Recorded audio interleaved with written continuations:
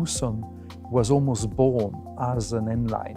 While we were designing the base car, before even thinking about the sporty version, we all noticed that it had naturally become so sporty that we had to calm the game. And while doing this, we already had actually the elements to spice it up for the N-line version. So we only simply made it more stable, improved the stance of the vehicle by playing with the horizontal elements, and also by pushing the elements as far out as possible to really emphasize the stance of the vehicle.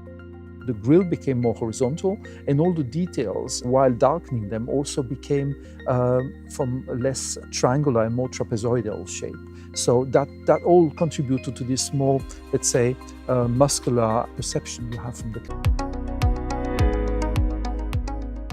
The first thing you will notice while looking at the side is the integration of all the contrasted parts in body color. With this, we basically put the emphasis on less utility and more sports.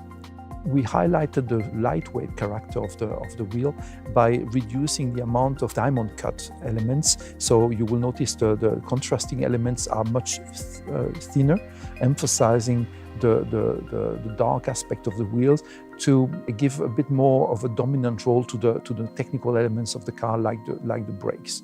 That was important for us. We horizontalized all the elements on the lower part of the bumper, pushing them to the extremes of the side.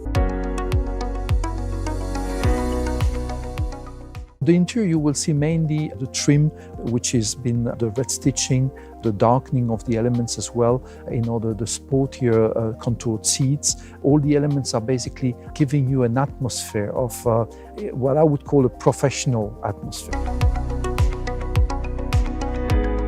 We don't want to be racy.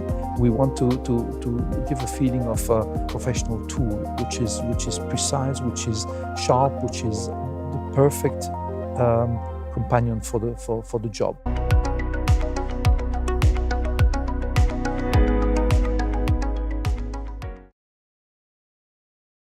The all-new Tucson, also the Tucson N-line, has plenty of human-oriented technologies. For example, the fully digital cockpit features a 10.25 open cluster without a hood and a large infotainment touchscreen for an intuitive and a high-tech user experience. As the all-new Tucson, also Tucson N-line has the most comprehensive safety package in its class. It features systems like the Highway Driving Assist, which is a system who can automatically adapt the speed for every incoming bends on the highway, while upon exiting from the curve, the speed will come back to the preset level. Another example of feature unique to this segment is the blind spot view monitor, which shows in the supervision cluster the rear side of the car when the driver is activating the turning signal. Those are just two examples, but there are plenty of other safety features who can help the driver in preventing from collision or improving visibility. The Tucson N-line features indirect air vents with multi-air mock technologies.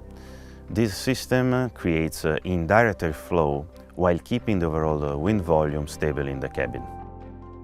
When it comes to powertrains, the Tucson N-line will be available with diesel and gasoline with 48 volts mild hybrid as option, hybrid and plug-in hybrid variant. I would say that next to the 265 PS plug-in hybrid and the 230 PS hybrid version, the 180 PS 1.6 Turbo GDI 48 volts mild hybrid is definitely an highlight. In case of new Tucson, we had the chance to improve ride and handling using the ECS possibilities. Normally we can either improve the handling and give up some ride comfort, or opposite. But with the ECS, we can improve both. From an engineer's point of view, ECS is a pretty cool tool. You can change the vehicle characteristic with only a few clicks, and you don't have to wait until the guys in the workshop have changed some part. For vehicle stability, we measure the acceleration of the vehicle body in all 6 degrees of freedom. For linear motion like heave, or for rotational motions like roll or pitch motion. And for the N-line, we used a different set of parameters reacting to these vehicle motions quicker and stronger. Tucson is a family car and you don't want your kids in the back to be shaken on every little obstacle. We had to find a good compromise, and we wanted to maintain the really good ride comfort of the baseline and keep it in our N-line and just spice it up a little bit. For tuning the ECS suspension perfectly, we'll be driving up and down the road again and again till we are really satisfied with the result. Compared to the base model, the N-line is more firm, has a better body control and roll control. The steering has a little bit higher weight. We increased the steering effort slightly to give a more sporty feeling, more connected feel. And in the sports mode, we focused on a still good ride comfort. The steering in the sports mode is more centered, what we call a V shape.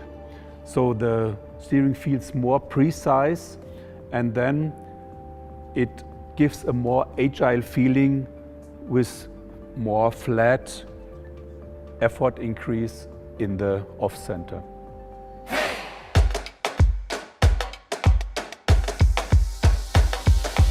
On the motorway we can feel the very precise steering, especially in construction areas. We have the benefits of this precision.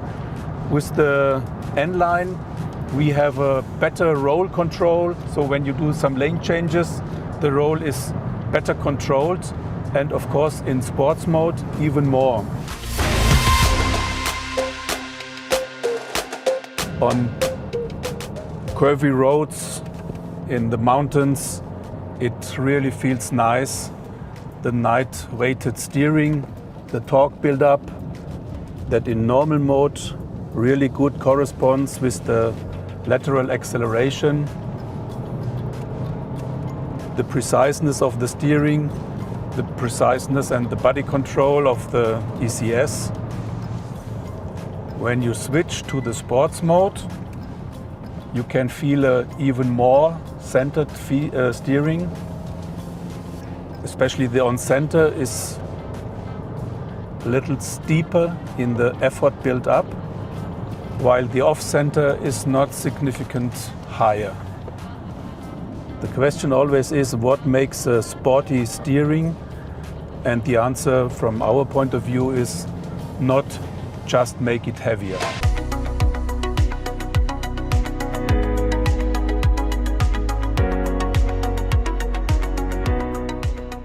The section we will come now is also quite demanding for the suspension overall because it's a really bad road.